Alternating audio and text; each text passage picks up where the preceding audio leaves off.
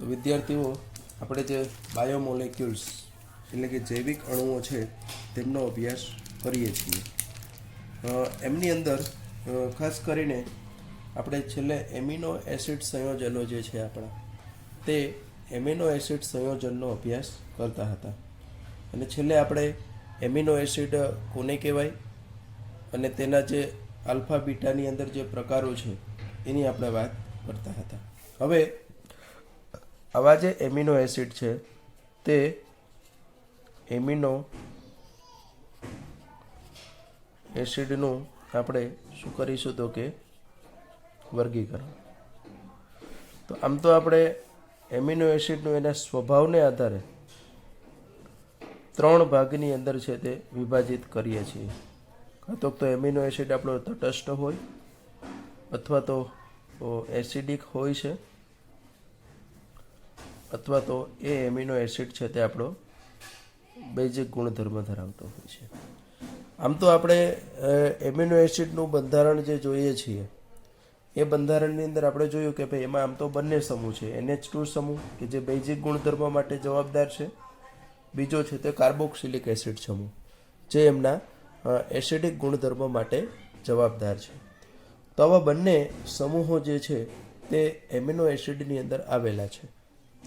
છતાં પણ એસિડિક અને બેઝિક બંને ગુણધર્મ ધરાવતો હોવા છતાં પણ અહીંયા આપણે ખાસ કરીને એમની અંદર આ બંને ગુણધર્મ એમ જોવા જઈએ તો એકબીજાને તટસ્થ કરી દેશે.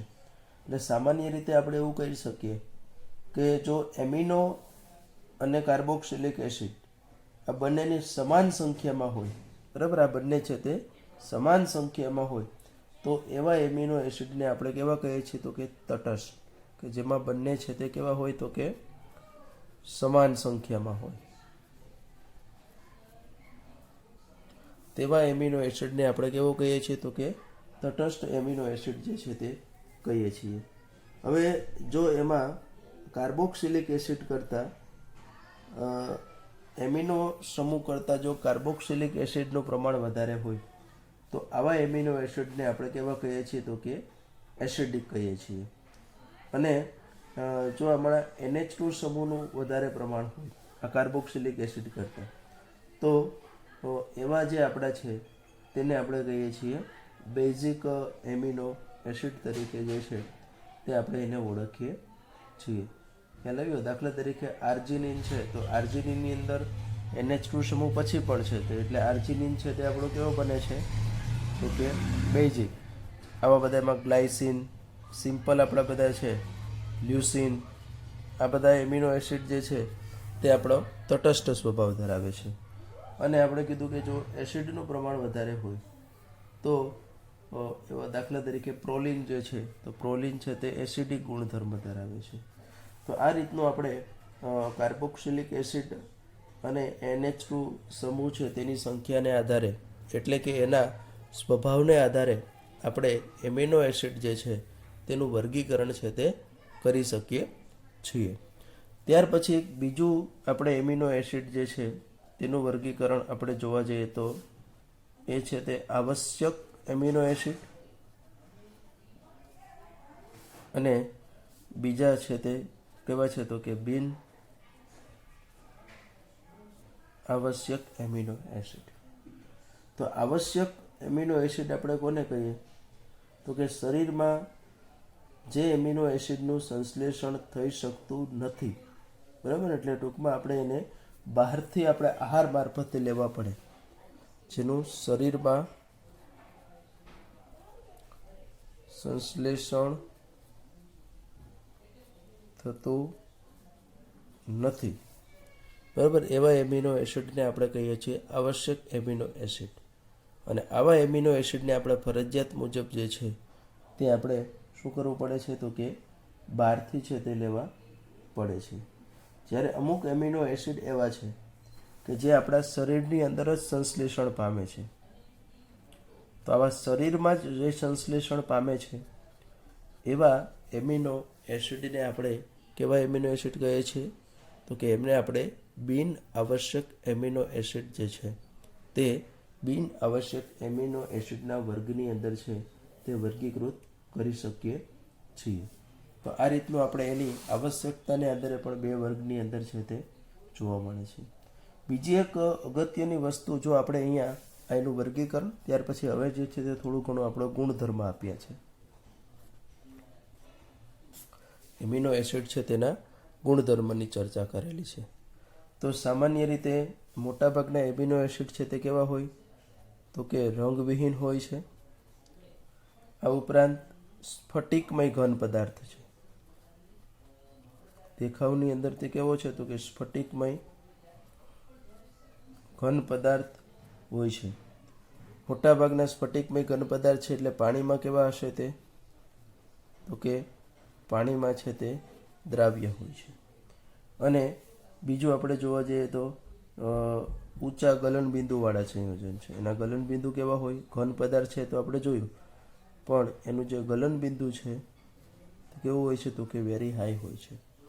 તો આ બધી એની બીજી રીતે જોવા જઈએ તો શું થાય? એની બધી જે લાક્ષણિકતાઓ જે છે તે ભૌતિક ગુણધર્મોની આપણે વાત કરી કે રંગવિહીન હોય, સ્ફટિકમય છે, ઘન સ્વરૂપે છે, પાણીમાં દ્રાવ્ય છે, તે ઊંચું છે તે ગલનબિંદુ ધરાવે છે, આ બધું છે.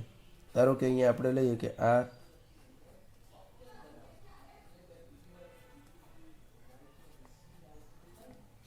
બીજું એક અગત્યની વસ્તુ અહીંયા ચર્ચવાની છે આપણે કે અહીંયા એક જ એમિનો એસિડ જે છે તેમાં તમે જુઓ કે આ એસિડિક લક્ષણ ધરાવે છે, આ બેઝિક લક્ષણ ધરાવે છે. બીજું તમને એ પણ ખ્યાલ છે, એસિડ છે તે પ્રોટોન આપવાની વૃત્તિ ધરાવે છે, બેઝ છે તે બેઝ પ્રોટોન સ્વીકારવાની વૃત્તિ ધરાવે છે. તો એ મુજબ અહીંયા એસિડ પ્રોટોનને આપે છે અને NH2 છે તે પ્રોટોન સ્વીકારીને NH3 પ્લસમાં રૂપાંતરિત થાય અને આ આપણું છે તે કાર્બોક્સિલેટ આયનની અંદર રૂપાંતરિત થશે. એટલે આ પ્રકારનું જે છે કે જેની અંદર ધન આયન પણ છે, ઋણ આયન પણ છે, આ બંને વસ્તુ આવી ગઈ છે, તેને આપણે કહીએ છીએ zwitterion. It is known as એને આપણે શું કહીએ છીએ? તો કે જ્વિટર આયન તરીકે ઓળખીએ છીએ. બરાબર, એને આપણે જ્વિટર આયન તરીકે છે તે ઓળખીએ છીએ. આપણે આગળ આવી ગયું છે, તમે એન્થ્રાનિલિક એસિડ, સલ્ફાનિલિક એસિડમાં આપણે જોયું કે ભાઈ એનિલિનનું આપણે સલ્ફોનેશન કરીએ તો પહેલાં આપણે એનિલિન હાઇડ્રોજન સલ્ફેટ એને ગરમ કરતાં સલ્ફાનિલિક એસિડ બનતું હતું. અને આ સલ્ફાનિલિક એસિડમાંથી જ્વિટર આયન, એટલે કે આ એક જ આયનમાં ધન અને ઋણ એક જ સંયોજનમાં, બરાબર, ધન અને ઋણ આ બંને સ્વરૂપે અસ્તિત્વ ધરાવતું હોય તો એને આપણે જ્વિટર આયન તરીકે ઓળખીએ છીએ. અને એ જ્વિટર આયનને લીધે અહીંયા સાથે સાથે આપણે એ પણ કહી શકીએ કે એની આ લાક્ષણિકતા, એનો જે ઉભય ગુણધર્મી, એટલે તે એસિડ સાથે જો પ્રક્રિયા કરીએ તો બેઝ તરીકે વર્તી શકે છે અને બેઝ સાથે પ્રક્રિયા કરીએ તો તે એસિડ તરીકે વર્તી શકે છે. એટલે આપણે એવું કહી શકીએ કે તે ઉભય ગુણધર્મી જે છે તે ઉભય ગુણધર્મી લાક્ષણિકતા જે છે તે ધરાવતા હોય છે. બરાબર, તેઓ છે તે ઉભય ગુણધર્મી લાક્ષણિકતા છે તે ધરાવતા હોય છે. તો આ રીતનું આપણે એનો જે જ્વિટર આયન બને છે અને જે ઉભય ગુણધર્મી લાક્ષણિકતાઓ દર્શાવે છે એમના વિશેનો અહીંયા છે તે આપણે અભ્યાસ કરીએ. હવે એક બીજો પ્રશ્ન અહીંયા પાછો ઉપસ્થિત થાય કે ભાઈ આપણા જે કાર્બોહાઈડ્રેટ્સ હતા, તો કાર્બોહાઈડ્રેટ્સ આપણે આગળ કીધું હતું તે મુજબ કેવા હતા? તો કે તે ડી અને એલમાં રૂપાંતરિત કરતા હતા. તેમ એમિનો એસિડને પણ આપણે જો ડી અને એલમાં રૂપાંતરિત કરવા હોય તો એમિનો એસિડમાં આપણે શું લેવાનું છે? તો કે ત્યાં આપણે ધારો કે આ છે આપણો એમિનો એસિડ, એલેનાઇન છે. તો એલેનાઇનની અંદર કાર્બોહાઈડ્રેટમાં આપણે OH સમૂહનું સાપેક્ષ સ્થાન લેતા હતા. તો અહીંયા આપણે છે તે NH2 સમૂહ છે આપણો, તે NH2 સમૂહનું સાપેક્ષ સ્થાન છે તે ધ્યાનમાં લેવાનું છે. અને એમના સાપેક્ષ સ્થાનની અંદર NH2 સમૂહ જો આપણે ડાબી બાજુ હોય, બરાબર છે, તો આપણે એને છે તે ડી કહેશું અને એલ કહેશું, આને આપણે એલ કહેશું. અને જો આપણો NH2 સમૂહ છે તે જમણી બાજુ ડાબુ એટલે લેફ્ટ, લેફ્ટ એટલે એલ. ખાલી યાદ રાખવા પૂરતું છે. આવું ખરેખર નિયમ નથી કે લેફ્ટ એટલે એલ, માત્ર યાદ રાખવા માટે છે. એના સિવાયનું જે છે તેને આપણે શું કહી દઈશું તો કે ડી. તો આ રીતનું આપણે એલ સમઘટક અને ડી સમઘટક પહેલામાં આપણે કરતા હતા તે કેને આધારે કરતા હતા તો કે એમાં રહેલા OH સમૂહનું, કાર્બોહાઈડ્રેટ્સની અંદર રહેલા જે OH સમૂહ છે તે OH સમૂહના સાપેક્ષ સ્થાનને આધારે કરતા હતા. જ્યારે અહીંયા જે આપણે કરીએ છીએ તે આપણે કેને આધારે કહીએ છીએ તો કે એમના NH2 સમૂહના. અને ખાસ કરીને આપણને જે કુદરતમાંથી એમિનો એસિડ મળે છે તે એમિનો એસિડમાં મોટા ભાગે છે તે એલ સમૂહ છે તે NH2 સમૂહ છે તે ડાબી બાજુ હોય છે. એટલે કે તે કેવા પ્રકારના તો કે એલ એમિનો એસિડ સ્વરૂપે જે છે તે એલ એમિનો એસિડ સ્વરૂપે છે તે અસ્તિત્વ ધરાવતા હોય છે. તો અહીંયા આપણે જે કંઈ ચર્ચા કરેલી છે તે કોને ધ્યાનમાં લઈને કરી તો કે એમિનો એસિડને. હવે એનાથી આપણે આગળ જઈએ તે એટલે કે પ્રોટીન. આપણે પહેલાં જ મેં કીધું કે પ્રોટીનને સમજવા પહેલાં આપણે એમિનો એસિડ જે છે એને બરાબર સમજવા જરૂરી છે. જો આપણે એમને ના સમજી શકીએ તો પછી પ્રોટીનને સમજવું પણ અઘરું પડી જાય છે.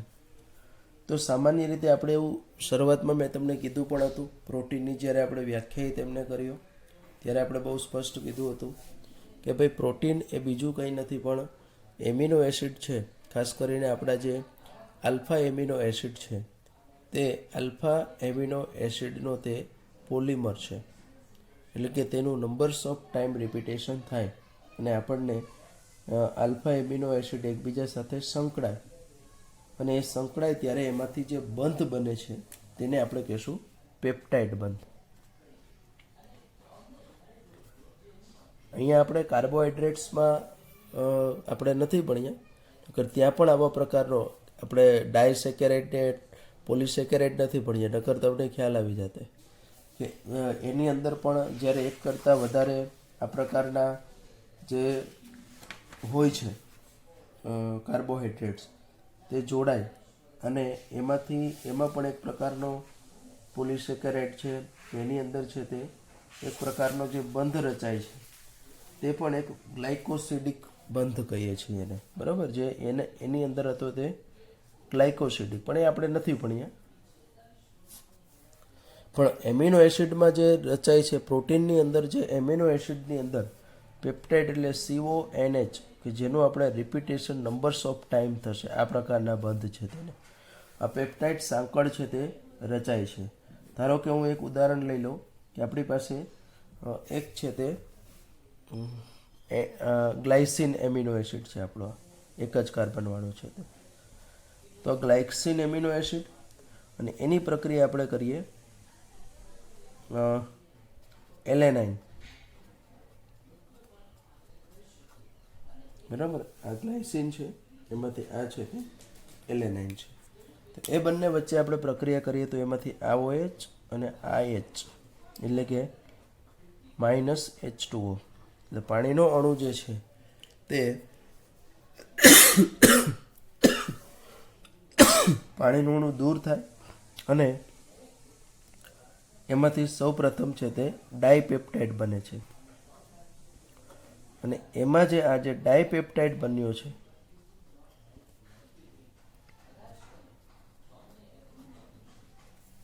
એ ડાયપેપ્ટાઇડની અંદર આપણો જે આ બંધ બન્યો છે CONH, આ પ્રકારનો જે બંધ રચાયો છે તેને આપણે કહીએ છીએ ડાયપેપ્ટાઇડ. પણ કોનો છે તો કે ગ્લાયસિન એલેનાઇન ડાયપેપ્ટાઇડ. આ જે છે તે પેપ્ટાઇડ બંધ છે પણ બે એમિનો એસિડ એકબીજા સાથે જોડાયેલા છે એટલે આપણે એને કહીશું ડાયપેપ્ટાઇડ. પણ એ કયો ડાયપેપ્ટાઇડ છે તો કે એની અંદર છે તે ગ્લાયસિન છે, બીજો છે તે કેવો છે તો કે ગ્લાયસિલ અને એલેનાઇન છે. આપણે કીધું કે એને 3 અક્ષરમાં પણ દર્શાવી, GLYALA, એ ત્રિઅક્ષરી સંકેતથી પણ આપણે એને છે તે દર્શાવી શકીએ છીએ. તો આ રીતનું આપણે એક જ પેપ્ટાઇડ બંધ બને છે, એમાંથી આપણને ડાયપેપ્ટાઇડ મળે. જો 2 કરતાં વધારે એટલે કે 3 એમિનો એસિડ આ રીતના જોડાય તો એમાંથી છે તે હવે આ ડાયપેપ્ટાઇડમાં તમે જુઓ કે એક આ બાજુ NH2 ખુલ્લું છે, બીજું આ બાજુ COOH સમૂહ ખુલ્લો છે, બંને છેડાઓ છે તે ઓપન છે. તો આની અંદર પાછું હજી એક એમિનો એસિડ જો જોડાઈ જાય તો એમાંથી આપણને ટ્રાયપેપ્ટાઇડ મળે છે. એ રીતનું ચોથું જોડાય તો ટેટ્રાપેપ્ટાઇડ, પેન્ટાપેપ્ટાઇડ, હેક્સાપેપ્ટાઇડ, એમ સિક્વન્શિયલી જે છે તે આપણને જોવા મળે. અને એમાં પણ જો 10 કરતાં વધારે, મોર ધેન 10, 10 કરતાં વધારે આવા પેપ્ટાઇડ બંધ રચાય, એમિનો એસિડ જોડાય તો એને આપણે શું કહી દઈએ છીએ તો કે પોલીપેપ્ટાઇડ્સ. બરાબર, એને આપણે શું કહીએ છીએ? It is known as polypeptide. તો આ રીતે આપણે આની અંદર છે તે પોલીપેપ્ટાઇડ સંયોજન જે છે તે બને છે. અને ખાસ કરીને એમાં પણ જો આવા પોલીપેપ્ટાઇડમાં 100 કરતાં વધારે એમિનો એસિડ હોય, આ 10 કરતાં વધારે હોય તો પોલીપેપ્ટાઇડ આપણે કીધું, પણ 100 કરતાં વધારે જો હોય એમિનો એસિડ, આ એમિનો એસિડ, તો એને આપણે શું કહેશું? તો it is known as protein. બરાબર, એને આપણે છે તે પ્રોટીન તરીકે છે તે ઓળખીએ છીએ.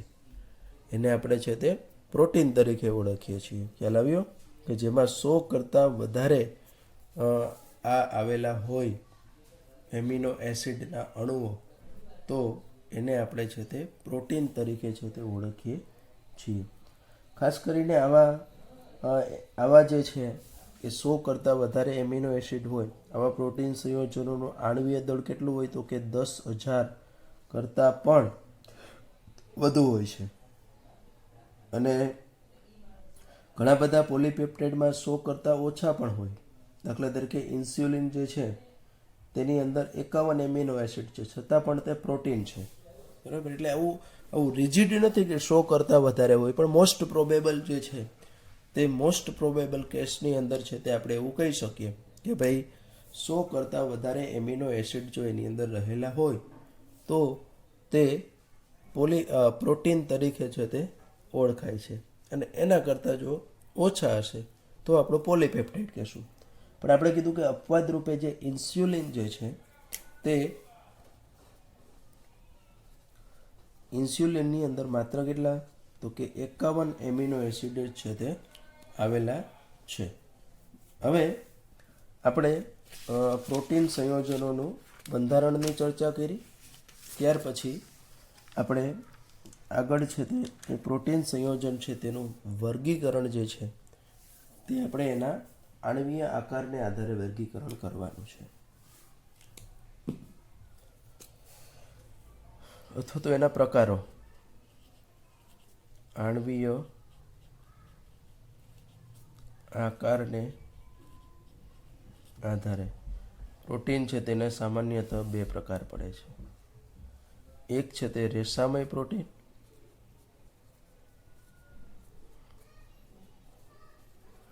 અને બીજું આપણે જે છે તેને આપણે કહીએ છીએ ગોલીય પ્રોટીન. એનો જે આણ્વીય આકાર છે તે આણ્વીય આકારને આધારે આપણે 2 પ્રકાર, એક છે તે આપણું રેસામય પ્રોટીન અને બીજું આપણું છે તે ગોલીય પ્રોટીન. આવા 2 પ્રકારોની અંદર છે તેમને આપણે વિભેદિત છે તે વિભાજિત છે તે કરીએ છીએ. હવે એને આપણે વિભાજિત જે કરીએ છીએ એને આપણે સમજાવીએ કે રેસામય પ્રોટીન કોને કહેવાય. તો સામાન્ય રીતે રેસામય પ્રોટીન છે તેમાં પોલીપેપ્ટાઇડ શૃંખલાઓ કેવી હોય તો કે એકબીજા સાથે સમાંતર રીતે ગોઠવાયેલી હોય છે.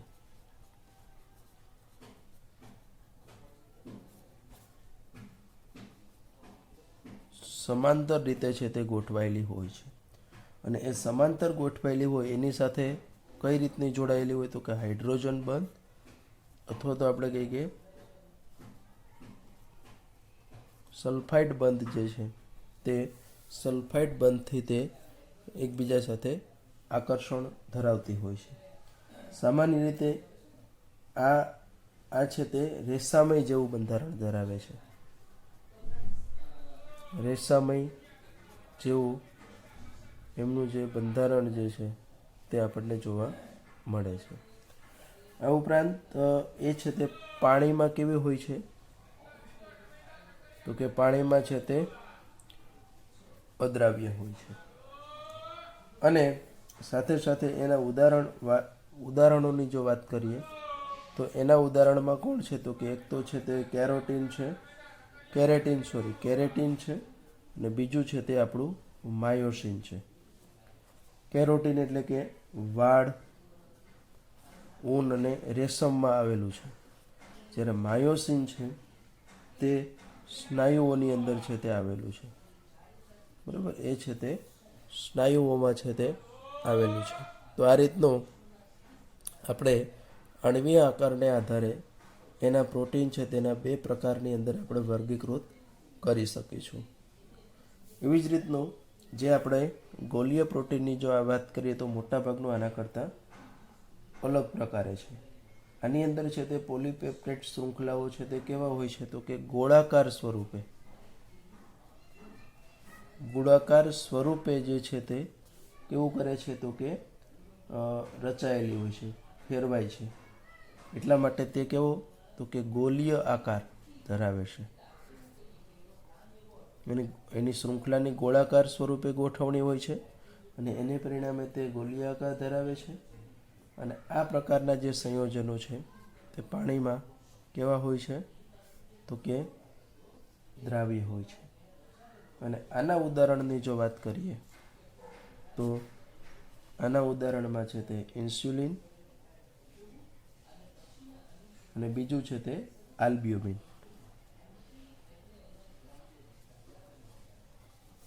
તો ઇન્સ્યુલિન અને આલ્બ્યુમિન જે છે તે એ બંનેનો પ્રકાર છે. એટલે કે રેસામય પ્રોટીન છે તે અને ગોલીય પ્રોટીન જે છે, આ બંને પ્રકારના જે પ્રોટીન છે તે બંને પ્રકારના પ્રોટીનની અંદર આમ તો તફાવત પણ આપણને ઘણી વખત છે તે પૂછાતો હોય. સિમ્પલ છે, આમાં એકબીજા સાથે સમાંતર ગોઠવાયેલી હોય છે. આમાં છે તે એની જે પોલીપેપ્ટાઇડ શૃંખલા છે તે ગોળાકાર સ્વરૂપે હોય છે અને એમાં અહીંયા આ વસ્તુ નથી ઉલ્લેખ આપણે કર્યો, પણ આમ તો સમાન જેવું હોય છે. અહીંયા હાઇડ્રોજન બંધ રચાયેલો હોય છે. આનો ગોલીય આકાર છે એટલે તો એને ગોલીય પ્રોટીન કીધું. આનું રેસામય બંધારણ છે એટલે રેસામય પ્રોટીન કીધું. આ પાણીમાં અદ્રાવ્ય છે, આ દ્રાવ્ય છે. કેરોટીન અને માયોસિન છે તે રેસામયમાં આવશે. ઇન્સ્યુલિન અને આલ્બ્યુમિન જે છે તે બંને કેમાં આવે તો કે ગોલીય પ્રોટીનની અંદર છે. તે અહીંયા આપણે યાદ રાખવાનું કે ગોલીય બરાબર, યાદ રાખવા માટે કહું છું. ગોલીય, ઇન્સ્યુલિન, આલ્બ્યુમિન ત્રણેયમાં આવે છે. જ્યારે રેસામય જે છે તે બાકીના જે વધ્યા તે બંને છે તે કેરોટીન અને અને કેરોટીનનો અને એટલે માયોસિન. તો આ રીતનું યાદ રહી જશે, વાંધો નહીં આવે. ઘણી વખત નહીતર શું થાય કે આપણો રિવર્સ થઈ જાય કે ગોલીયના ઉદાહરણો છે તે રેસામયમાં જતા રહે અને રેસામયના ઉદાહરણો છે તે ગોલીયમાં આવી જાય. એટલે આવું ના થાય એના માટે આપણે આટલી કાળજી રાખશું કે ગોલીય, આલ્બ્યુમિન, ઇન્સ્યુલિન ત્રણેયમાં આવશે. માયોસિનમાં રેસામયમાં એટલે કે કેરેટીન, એટલે માયોસિન. તો આ રીતનું આપણે એને યાદ રાખીશું. ત્યાર પછી આપણે પ્રોટીન સંયોજનોનો પ્રાથમિક, દ્વિતીયક, તૃતીયક અને ચતુર્થક બંધારણ જે છે તે ચતુર્થક બંધારણ સુધીનો જે અભ્યાસ છે તે અહીંયા આપણે કરવાનો રહેતો નથી. બરાબર છે, કે એ આપણે અહીંયા સિલેબસની અંદર છે તે આપણે આ વર્ષ પૂરતું છે તે એને કન્સિડર કરેલું નથી. બરાબર, એટલે એને આપણે અહીંયા હવે અભ્યાસ કરતા આમાં થોડોક એ ટોપિક છે તે કોમ્પ્લિકેટેડ પણ છે. પ્રોટીનનું જે પ્રાથમિક, દ્વિતીયક અને તૃતીયક બંધારણ છે તે થોડું ઘણું કોમ્પ્લિકેટેડ પણ છે. એટલે એના ઉપર આપણે હવે અહીંયા ફોકસ કરતા નથી. હવે ડાયરેક્ટલી આપણે ઉત્સેચકો છે તે પણ નથી ભણતા, વિટામિન છે તે પણ નથી ભણવાનું. હવે ડાયરેક્ટલી છે તે આપણે ન્યુક્લિક એસિડ જે છે તેના તરફ ફોકસ કરીએ છીએ.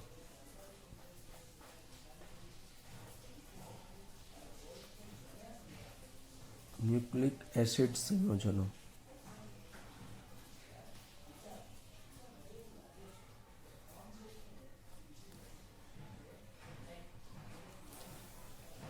તો ન્યુક્લિક એસિડ સંયોજનો જે છે તે ન્યુક્લિક એસિડ સંયોજનોની જો આપણે વાત કરીએ તો એની અંદર આમ તો કદાચ તમે જાણતા જ હશો આ વસ્તુ છે તે કે કોઈ પણ પ્રજાતિ જે છે તેની પૂર્વજો, જેને આપણે હેરિડેટી, ઇંગ્લિશમાં વર્ડ સારો છે હેરિડેટી, કે મોટાભાગે કોઈ પણ પ્રજાતિ છે તે એના પૂર્વજો જે છે તેની સાથે ઘણી બધી સામ્યતા ધરાવતા હોય છે. ઘણા બધા એના લક્ષણો છે તે આપણને પેઢી દર પેઢી છે તે જોવા મળતા હોય. એમાં બે આવી જાય, સારા લક્ષણો પણ આવી જાય અને ખરાબ લક્ષણો પણ આવી જાય. આ બંને લક્ષણો આવી જતા હોય છે. ઘણી સારા હોય છે, ઘણી વખત ખરાબ લક્ષણનું સંતન થતું હોય છે. તો અને આ જ લક્ષણો પાછળ એક પેઢીથી બીજી પેઢી સુધી શું થાય છે તો કે એ કન્ટિન્યુઅસ હોય છે. અને આ થવાનું મુખ્ય કારણ શું છે તો કે જીવંત કોષનું જે કેન્દ્ર છે તે એના જન્મજાત લક્ષણોના સંચરણ માટે શું હોય છે તો કે જવાબદાર હોય છે. એ એમના માટે રિસ્પોન્સિબલ છે તેવું છે તે આપણે કહી શકીએ છીએ. અને આ જે લક્ષણ જે છે કે જે દર પેઢી જે એના લક્ષણોનું સંચરણ જોવા મળે છે તેને આપણે કહીએ છીએ આનુવંશિકતા. ઇટ ઇઝ કોલ્ડ આનુવંશિકતા કહીએ છીએ આપણે એને.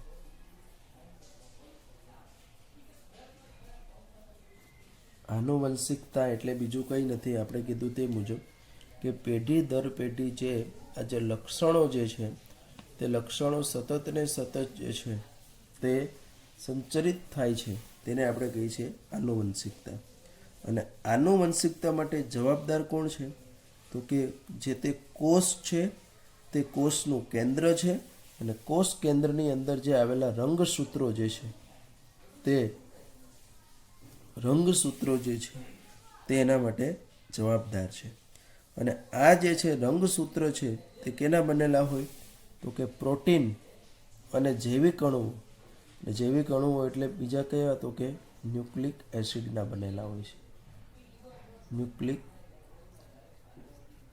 એસિડના બનેલા હોય છે. રંગસૂત્રો જે છે તે રંગસૂત્રો છે તે શેના બનેલા હોય? પ્રોટીન અને ન્યુક્લિક એસિડ જેવા સંયોજનોના બનેલા હોય છે.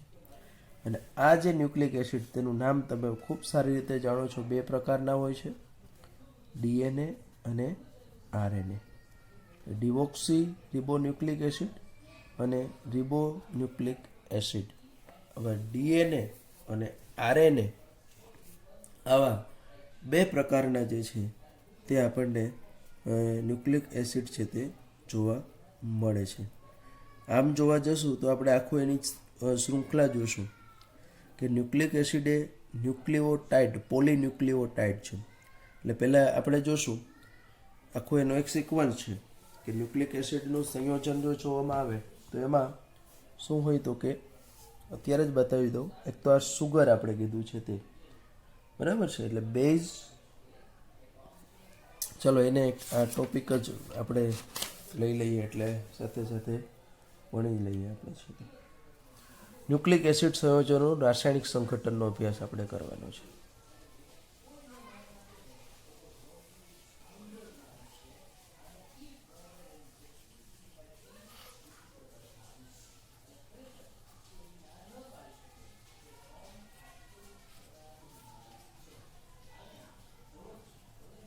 એટલે આપણે એનું જે કેમિકલ સ્ટ્રક્ચર જે છે, રાસાયણિક બંધારણ જે છે તે રાસાયણિક બંધારણનો અહીંયા છે તે આપણે અભ્યાસ કરવા જઈ રહ્યા છીએ. તો સામાન્ય રીતે જો જોવા જઈએ તો ન્યુક્લિક એસિડની અંદર ડીએનએ અને આરએનએ આપણે કીધું કે બે ભાગ છે. આ ડીએનએ અથવા તો આરએનએનું જો આપણે જળ વિભાજન કરીએ તો એમાંથી શું મળે છે? એટલે હું સિમ્પલ કહી દઉં કે ડીએનએ આરએનએ બદલે ન્યુક્લિક એસિડ જ કહી દઉં. એનું જો આપણે જળ વિભાજન કરીએ તો એ જળ વિભાજનથી આપણને એક તો એમાંથી પેન્ટોઝ શર્કરા, આપણે આગળ ભણી ગયા છીએ કે ભાઈ 5 કાર્બનવાળી હોય એને આપણે પેન્ટોઝ કહીએ અને 6 કાર્બનવાળી હોય તો હેક્ઝોઝ કહીએ છીએ, જે કાર્બોહાઈડ્રેટ્સની અંદર જોયું છે તે. બીજું આપણને એમાંથી મળે ફોસ્ફોરિક એસિડ.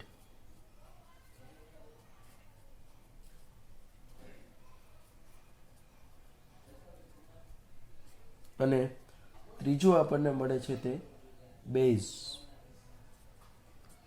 બેઝ તરીકે આપણે જોશું કે પ્યુરિન અથવા તો પિરિમિડિન વિષમ ચક્રીય નાઇટ્રોજનયુક્ત વિષમ ચક્રીય સંયોજન ધરાવતું સંયોજન છે, બેઝ તરીકે વર્તે છે.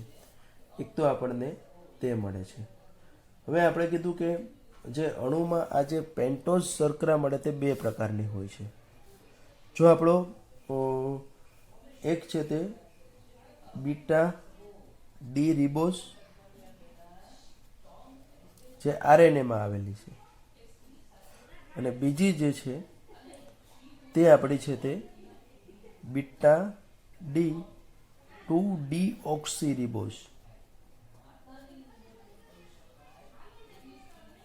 જે કેમાં આવેલી છે તો કે ડીએનએમાં આવેલી છે. ફોસ્ફોરિક એસિડ કોમન છે, બેઝ છે ત્યાં આપણને એડિનાઇન, ગુવાનિન, સાઇટોસિન, યુરેસિલ, થાઇમિન, બરાબર, આ 4 પ્રકારના આવે છે. પણ એને આપણે હજી વિશેષમાં ભણીશું.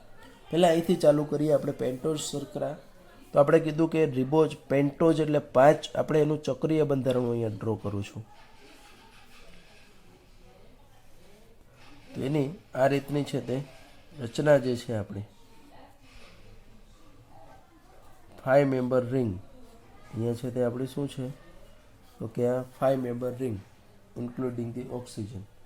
તો એમાં અહીંયાથી ચાલુ કરીએ તો OH, H આ 1 નંબરનો કાર્બન, આ 2,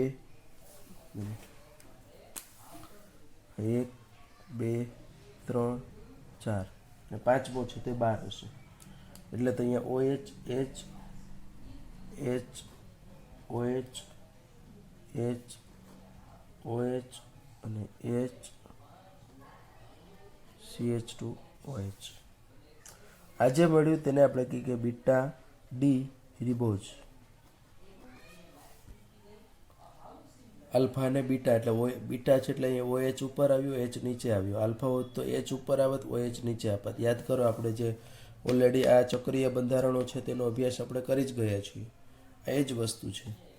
અને જે ડીઓક્સી રિબોઝ છે એટલે આ બંધારણ ખરેખર છે તે આવું હશે. તમારે જો મુક્ત શૃંખલાવાળું જોતું હોય તો આવું હશે. 1, 2, 3, 4 અને 5. આ H અહીંયા તો આપણું ચક્રીયકરણ છે. આ બીટા છે એટલે આ બાજુ OH, આ બાજુ H. અહીંયા છે તે H, OH, OH, H. હવે એ જ વસ્તુ જે છે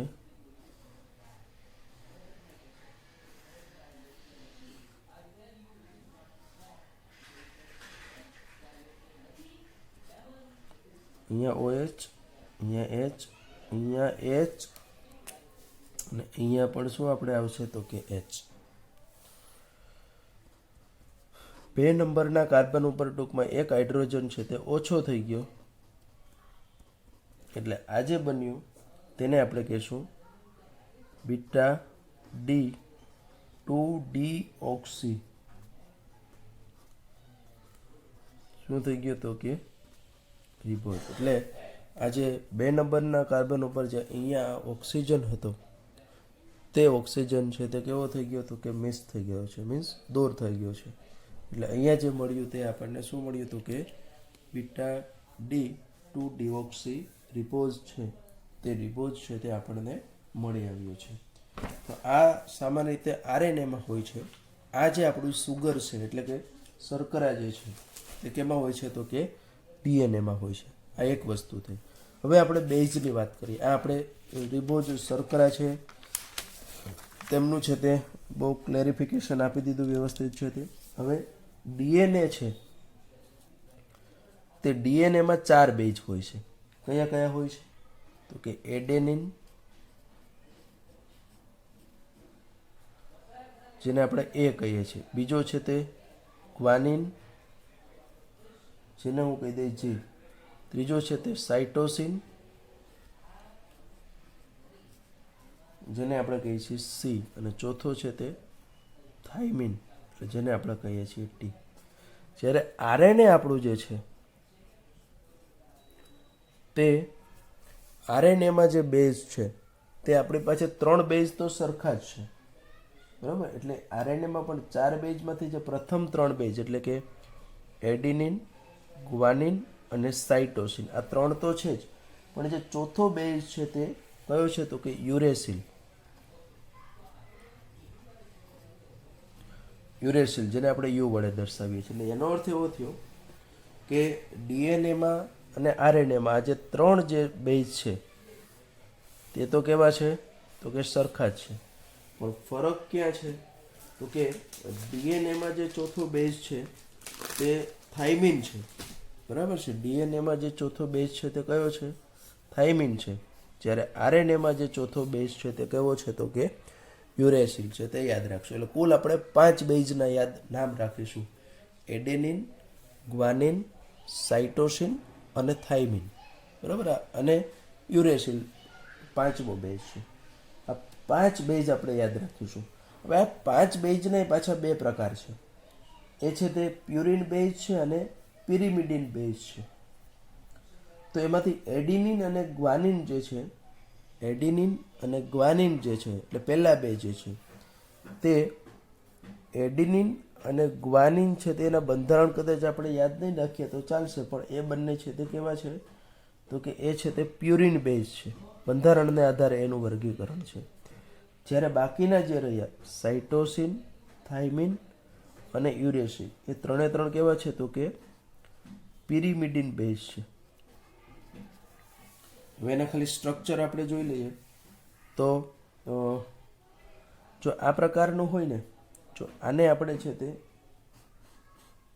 નાઇટ્રોજન, આ નાઇટ્રોજન, આ પ્રકારનું આને પિરિમિડિન બંધારણ કહેવાય, બરાબર. માત્ર છે તે 1 અને 3 ઉપર નાઇટ્રોજન આવેલું તો એને પિરિમિડિન આપણે કહીએ. 1 અને 2 ઉપર હોય તો પિરિડાઝિન, 1 અને 4 ઉપર હોય તો પાયરેજિન કહેવાય.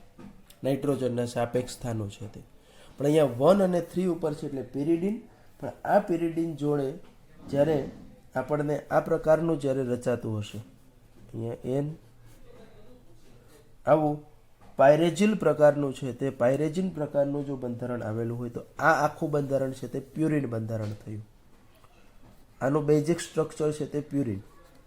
હવે આ પ્યુરિન ઉપર એડિનિન જે છે તેમાં અહીંયા આ કાર્બન ઉપર NH2 સમૂહ આવશે, બરાબર છે. એટલે અહીંયા આ બેઝિક સ્ટ્રક્ચર પ્યુરિનનું થયું. પણ આ પ્યુરિનની અંદર જ્યારે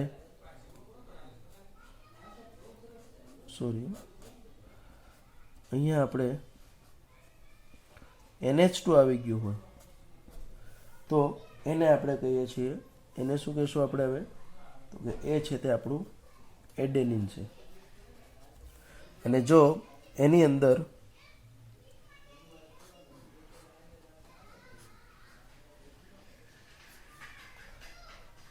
જો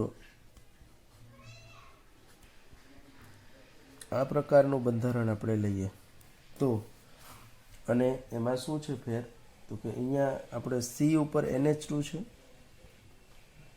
અને સાથે સાથે અહીંયા છે તે આ દ્વિબંધ નથી, અહીંયા NH, અહીંયા પણ આ દ્વિબંધ નથી એટલે અહીંયા આવશે, અહીંયા ડબલ બોન્ડો. આ છે તે ગ્વાનિન છે.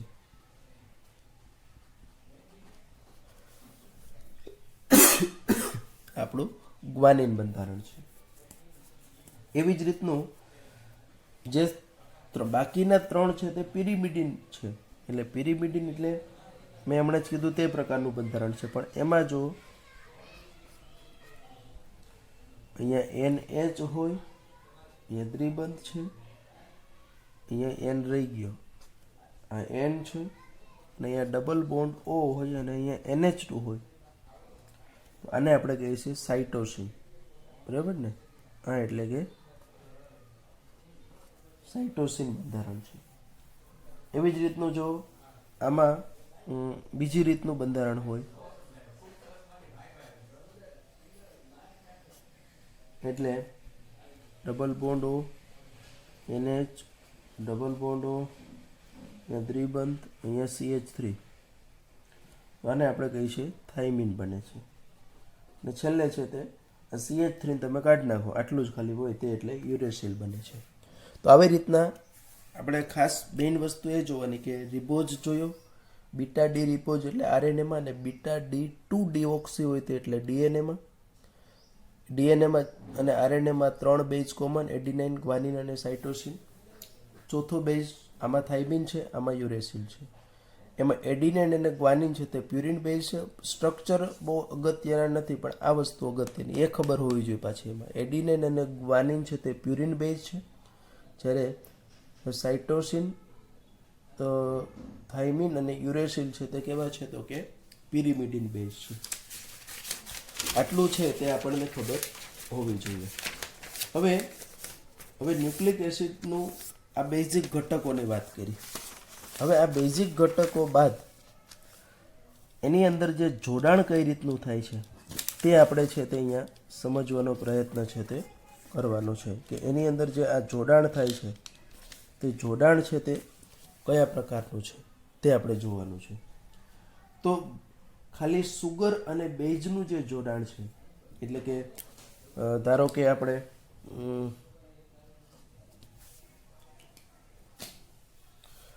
આપણું છે તે બેઝ છે,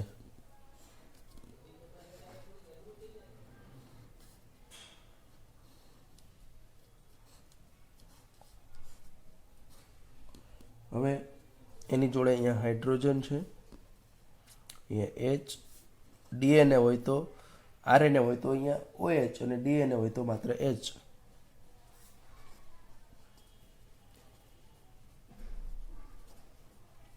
OH અહીંયા H. હવે એના નંબરિંગ આપવા માટે અહીંયા હું 1 2 એવા નંબર આપી દઉં. હવે 1 નંબરના કાર્બન ઉપર જ્યારે બેઝ જોડાશે, 1 નંબરના કાર્બન સાથે બેઝ જોડાઈ ગયું, તો આ રીતનું આપણી સુગર અને બેઝનું જે જોડાણ છે એને કહેવાય ન્યુક્લિઓસાઇડ. ન્યુક્લિઓસાઇડ કહેવાય. બરાબર સમજો, આને કહેવાય આપણે ન્યુક્લિઓસાઇડ કહીએ છીએ. કોને? તો કે બેઝ અને સુગર, આ સુગર છે એનું માત્ર જોડાણ થાય તેને કહેવાય ન્યુક્લિઓસાઇડ. હવે એની સાથે જો ફોસ્ફેટ યુનિટ જોડાશે 5 નંબરના કાર્બન સાથે, તો પછી એને આપણે કહેશું ન્યુક્લિઓટાઇડ. એટલે કે આ પ્રકારનું બંધારણ છે.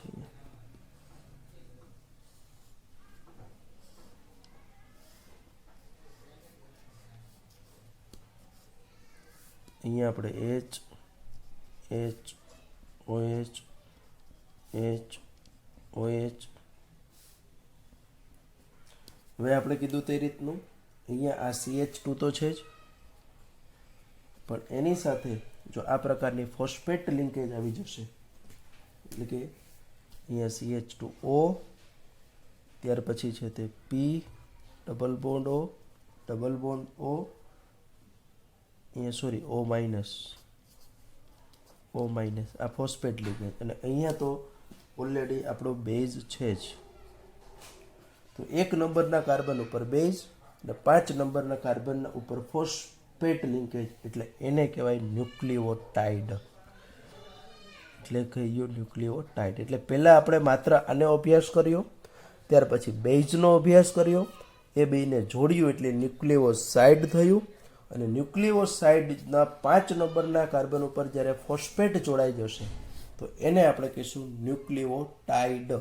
બરાબર, એને આપણે કહીશું ન્યુક્લિઓટાઇડ. તો આખી આ પ્રકારની જે છે તે રચના છે તે આપણને અહીંયા જોવા મળે છે.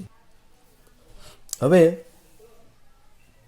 જે આપણું આ ફોસ્ફોડાયએસ્ટર જે બંધ રચાયો, બરાબર છે, તે ફોસ્ફોડાયએસ્ટર બંધ હવે રચાશે.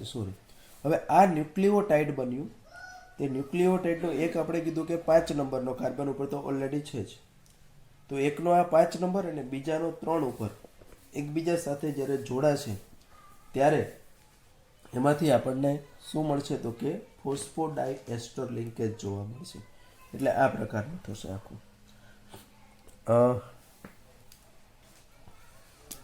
થોડું કોમ્પ્લિકેટેડ છે.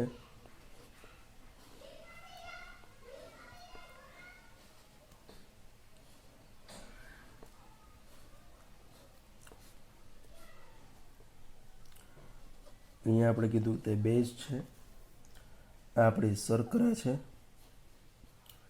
અને એના આપણે કીધું કે આ 5 નંબરનો કાર્બન છે, ત્યાં આપણું આ ફોસ્ફેટ લિંકેજ જોડાયેલું છે.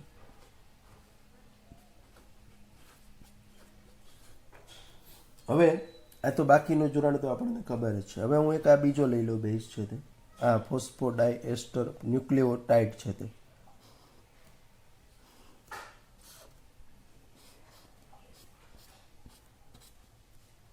અહીંયા આપણે કીધું ઓલરેડી બેઝ હશે જ, અહીંયા તો આપણું બધું છે જ હોય જ, પણ અહીંયા જોવાનું છે આનો જે આ 5 નંબરનો કાર્બન છે તે P O- અને આ જે ફોસ્ફરસ છે તે આ 5 નંબરનો અહીંયા છે તે આમનો છે તે આ 3 નંબરનો કાર્બન થશે અને આનો છે તે આ 5 નંબરનો કાર્બન થશે. તો આ બંને વચ્ચે આ ફોસ્ફરસ છે અને આ બે વચ્ચે એક લિંકેજ જોવા આપણને મળશે અને આ જે બને છે, આજે આખી એક રચના બની, આખો જે આ બન્યો તેને કહેવાય ફોસ્ફોડાયએસ્ટર લિંકેજ. એને આપણે કહેશું ફોસ્ફોડાયએસ્ટર લિંકેજ જે છે તે ફોસ્ફોડાયએસ્ટર લિંકેજ અહીંયા બને છે. બરાબર, એટલે આ રીતનું આખું એનું પુનરાવર્તન થશે. એકનો 3 નંબરનો કાર્બન, બીજાનો 5 નંબરનો કાર્બન, એટલે આખું શું થયું તો કે 1 નંબરના કાર્બન ઉપર બેઝ જોડાય છે એટલે ન્યુક્લિયોસાઇડ બન્યું. 5 નંબરના કાર્બન ઉપર ફોસ્ફેટ લિંકેજ આવી એટલે તે ન્યુક્લિયોટાઇડ બન્યું. હવે આ ન્યુક્લિયોટાઇડ એકનો 5 બીજાનો 3, 5 અને 3 વચ્ચેનું જોડાણ થઈ અને આખું એનું પોલિમર બને જેને આપણે કહીએ છીએ ન્યુક્લિક એસિડ. જેમ આપણે કીધું કે પેપ્ટાઇડ સંયોજનોને પ્રોટીનની અંદર ડાયપેપ્ટાઇડ બંધ હતો, પેપ્ટાઇડ બંધ, તેમ અહીંયા છે તે ફોસ્ફોડાયએસ્ટર બંધ બને છે. અને આનું નંબર્સ ઓફ ટાઈમ છે તે શું થશે તો કે રિપીટેશન થાય અને એ નંબર્સ ઓફ ટાઈમ્સ એનું રિપીટેશન થઈ અને આપણને છે તે શું મળે છે તો કે આખું ડીએનએ કે આરએનએ જેને આપણે કહીએ તે છે તે. ખાસ કરીને ડીએનએનું ન્યુક્લિક એસિડ સંયોજનોનું જે પ્રાથમિક બંધારણ આવું છે. પછી એનું દ્વિતીયક બંધારણ છે તે કોણે આપ્યું તો કે જેમ્સ વોટસન અને ક્રિક નામના વૈજ્ઞાનિકે આપ્યું છે.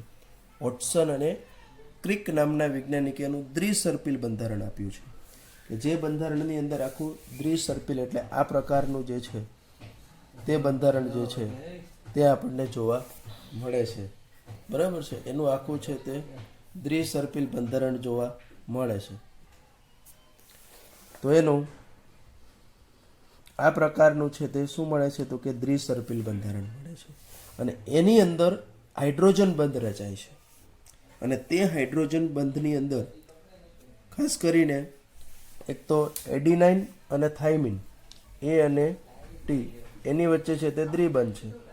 ત્રીજું છે તે જી અને સી એટલે એની વચ્ચે ગ્વાનિન અને સાઇટોસિન, આ ખાસ આપણે યાદ રાખશું.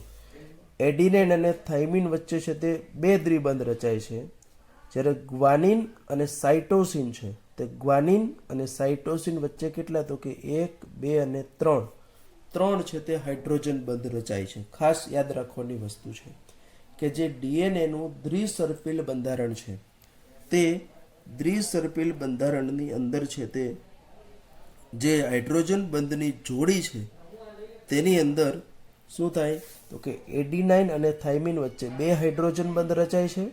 ગ્વાનિન અને સાઇટોસિન છે આ બંને વચ્ચે કેટલા તો કે 1, 2 અને 3 છે તે 3 હાઇડ્રોજન બંધ જે છે તે રચાય છે. બરાબર, આ એક આપણે બીજી અગત્યની વસ્તુ જે છે તે આપણે જોવાની છે. તો આપણે આ એક વસ્તુ જોઈ. ત્યારબાદ આપણે જો જોવા જઈએ તો આરએનએનું બંધારણ છે તે સામાન્ય રીતે સર્પિલ રચના છે, એક જ શૃંખલાની બનેલી હોય છે. એટલે એની ઉપર છે તે આપણે બે પેલું નથી હોતું, જે આપણે કીધું કે સર્પિલ બંધારણ છે તેવું નહીં. સર્પિલ બરાબર, પણ કેવું તો કે એક જ શૃંખલાનું સર્પિલ રચના છે અને એના ઉપર છે તે પાછું પોતપોતાના ઉપર જ વળે છે. આરએનએ 3 પ્રકારના હોય છે. એ આરએનએના જે 3 પ્રકાર છે તે આપણે જોઈ લઈએ. તો એક તો મેસેન્જર આરએનએ, સંદેશાવાહક, mRNA જેને આપણે કહીશું સંદેશાવાહક. બીજું છે તે આપણે જોઈશું તે રિબોસોમલ એટલે કે rRNA, રિબોસોમલ.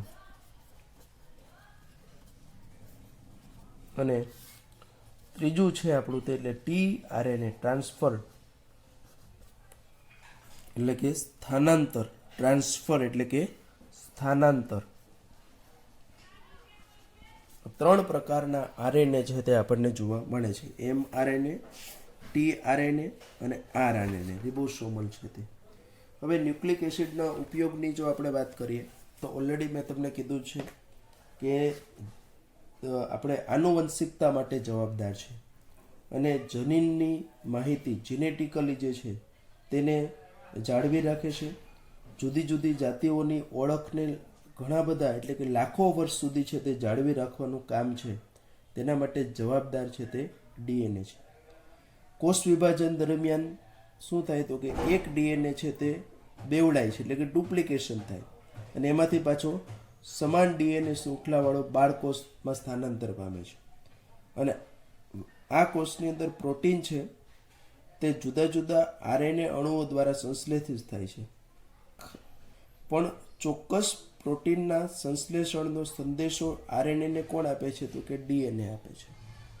એટલે ખાસ કહેવાનો અર્થ એ કે પ્રોટીનનું નિર્માણ આરએનએ કરે છે આના માટેના, પણ એનો જે સંદેશો છે તે કોણ કરે છે તો કે એનો સંદેશો છે તે આપણે કહી શકીએ કે જે આરએનએ છે તે આ ડીએનએ છે તે આરએનએને છે તે આપે છે.